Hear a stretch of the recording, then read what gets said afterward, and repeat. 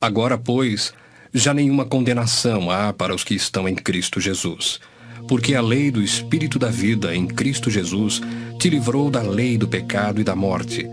Porquanto o que fora impossível à lei no que estava enferma pela carne, isso fez Deus, enviando o seu próprio Filho em semelhança de carne pecaminosa e no tocante ao pecado, e com efeito condenou Deus na carne o pecado, a fim de que o preceito da lei se cumprisse em nós, que não andamos segundo a carne, mas segundo o Espírito.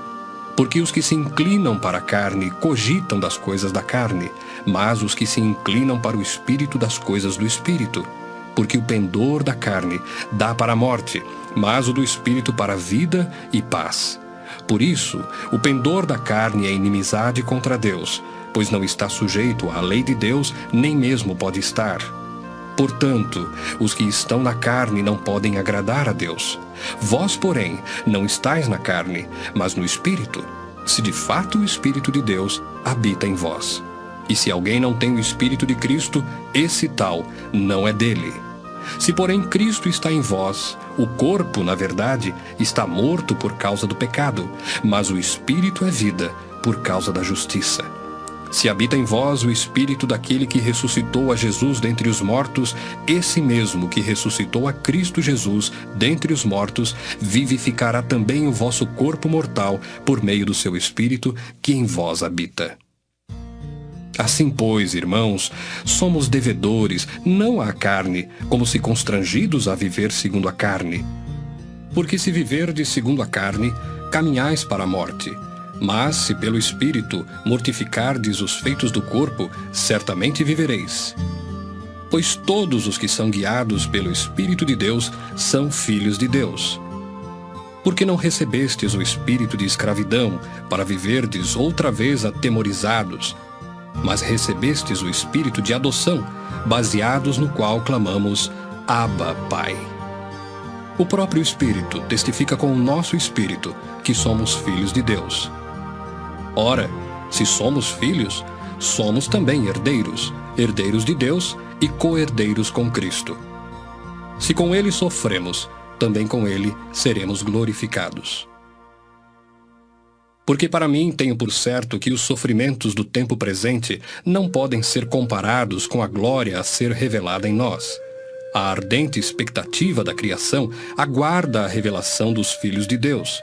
Pois a criação está sujeita à vaidade, não voluntariamente, mas por causa daquele que a sujeitou, na esperança de que a própria criação será redimida do cativeiro da corrupção para a liberdade da glória dos filhos de Deus.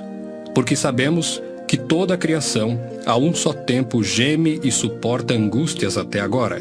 E não somente ela, mas também nós, que temos as primícias do Espírito, igualmente gememos em nosso íntimo, aguardando a adoção de filhos, a redenção do nosso corpo. Porque na esperança fomos salvos. Ora, esperança que se vê não é esperança, pois o que alguém vê, como o espera? Mas se esperamos o que não vemos, com paciência o aguardamos. Também o Espírito semelhantemente nos assiste em nossa fraqueza, porque não sabemos orar como convém, mas o mesmo Espírito intercede por nós sobremaneira, com gemidos inexprimíveis. E aquele que sonda os corações sabe qual é a mente do Espírito, porque segundo a vontade de Deus é que ele intercede pelos santos.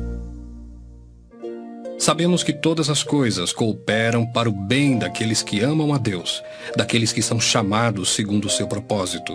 Porquanto, aos que de antemão conheceu, também os predestinou para serem conformes à imagem de seu Filho, a fim de que ele seja o primogênito entre muitos irmãos. E aos que predestinou, a esses também chamou. E aos que chamou, a esses também justificou. E aos que justificou, a esses também glorificou. Que diremos, pois, à vista destas coisas? Se Deus é por nós, quem será contra nós? Aquele que não poupou o seu próprio Filho, antes por todos nós o entregou, porventura não nos dará graciosamente com ele todas as coisas? Quem intentará acusação contra os eleitos de Deus? É Deus quem os justifica. Quem os condenará? É Cristo Jesus quem morreu, ou antes, quem ressuscitou, o qual está à direita de Deus e também intercede por nós. Quem nos separará do amor de Cristo? Será tribulação, ou angústia, ou perseguição, ou fome, ou nudez, ou perigo, ou espada? Como está escrito: por amor de ti, somos entregues à morte o dia todo, fomos considerados como ovelhas para o matadouro. Em todas estas coisas, porém, somos mais que vencedores por meio daquele que nos amou. Porque eu estou bem certo de que nem a morte, nem a vida, nem os anjos, nem os principados, nem as coisas do presente, nem do porvir, nem os poderes, nem a altura, nem a profundidade, nem qualquer outra criatura poderá separar-nos do amor de Deus que está em Cristo Jesus, nosso Senhor.